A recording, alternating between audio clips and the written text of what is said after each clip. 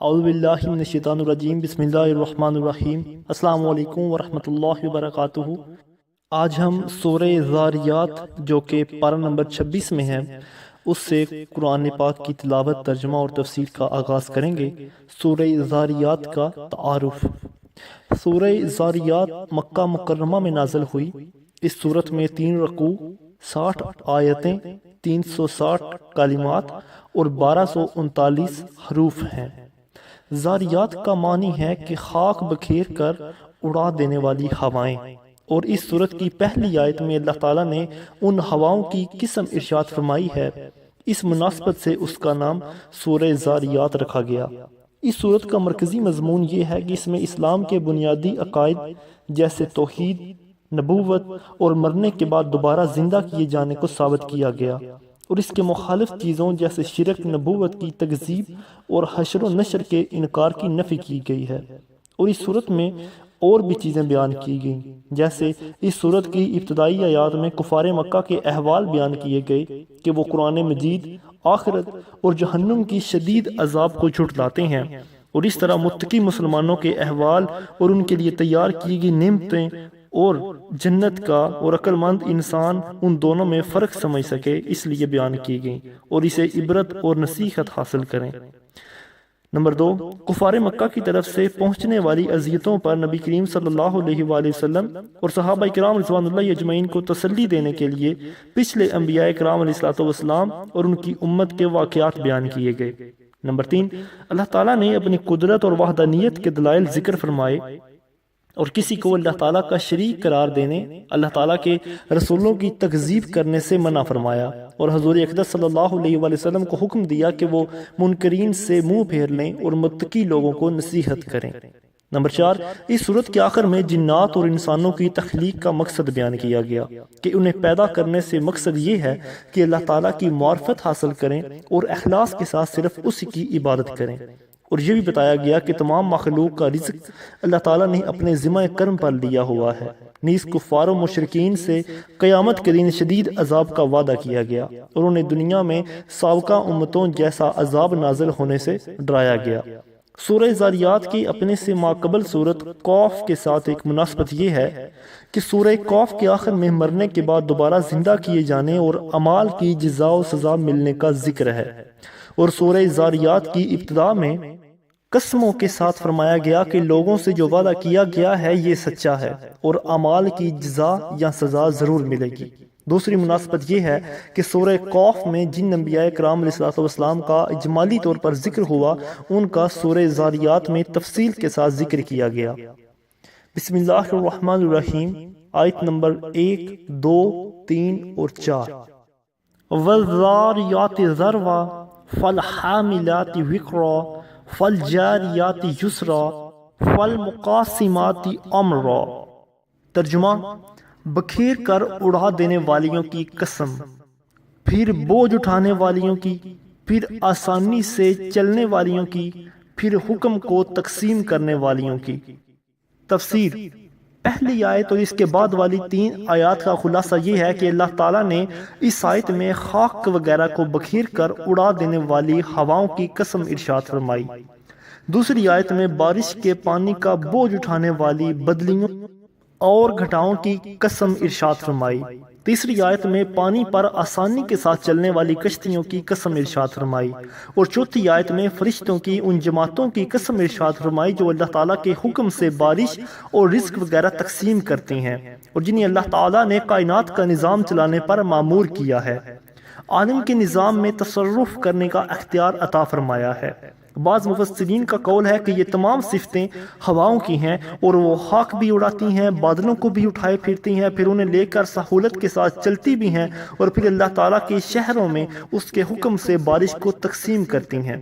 یاد رہے کہ ان چیزوں کی قسم ارشاد فرمانے کا اصلی مقصد اس چیز کی عظمت بیان کرنا ہے کہ جس کے ساتھ قسم ارشاد فرمائی گئی، کیونکہ یہ چیزیں اللہ تعالیٰ کی قدرت کے کمال پر دلالت کرنے والی ہیں، اور ان چیزوں کو بیان فرما کر ارباب دانش کو موقع دیا جا رہا ہے کہ وہ ان میں غور کر کے مرنے کے بعد دوبارہ زندہ کیے جانے اور آخرت میں اعمال کی جزا ملنے پر استدلال کریں کہ جو قادر برحق ایسے عجیب و غریب امور پر قدرت رکھتا ہے تو وہ اپنی پیدا کی ہوئی چیزوں کو فنا کرنے کے بعد دوبارہ ہستی عطا فرمانے پر بھی بے شک قادر ہے۔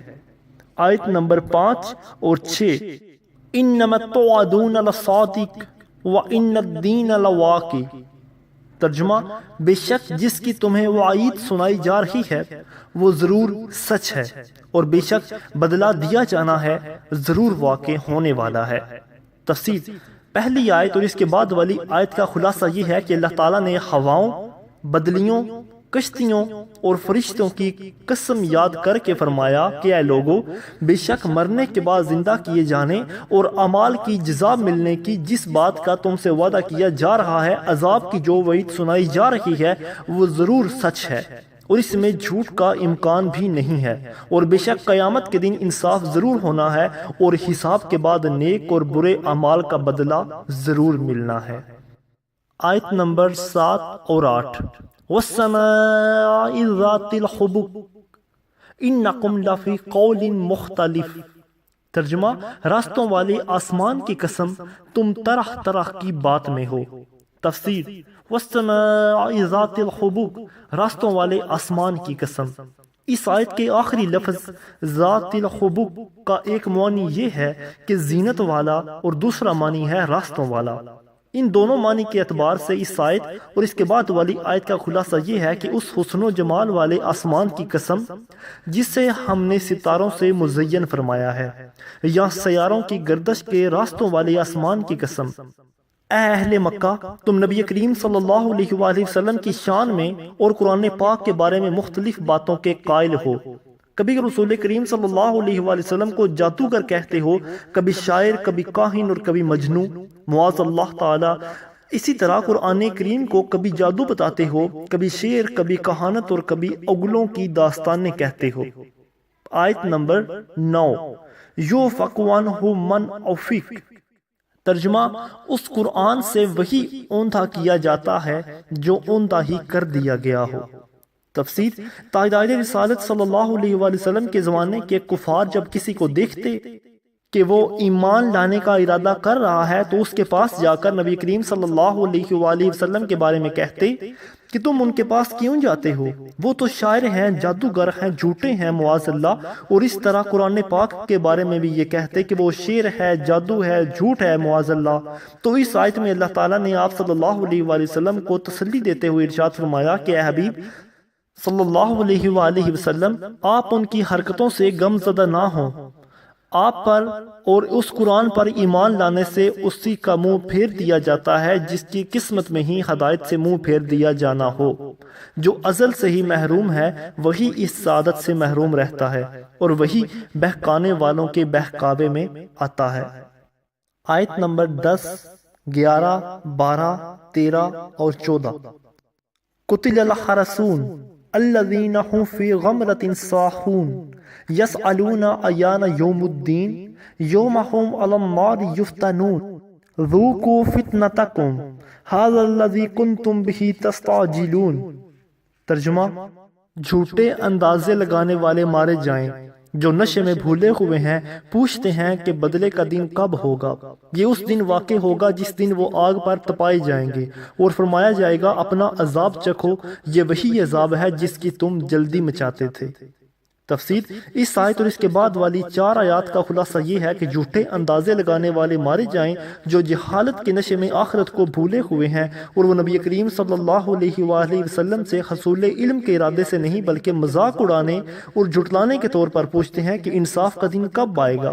کفار نے جس انداز میں سوال کیا تھا اس کے مطابق انہیں جواب دیتے ہوئے اللہ تعالیٰ نے ارشاد فرمایا کہ انصاف کا دن وہ ہوگا جس دن انہیں آگ پر تپایا جائے گا اور انہیں عذاب دیا جائے گا، اور ان سے فرمایا جائے گا کہ اب اپنا عذاب چکھو، یہ وہی عذاب ہے جس کی تم نے جلدی مچائے رکھی تھی۔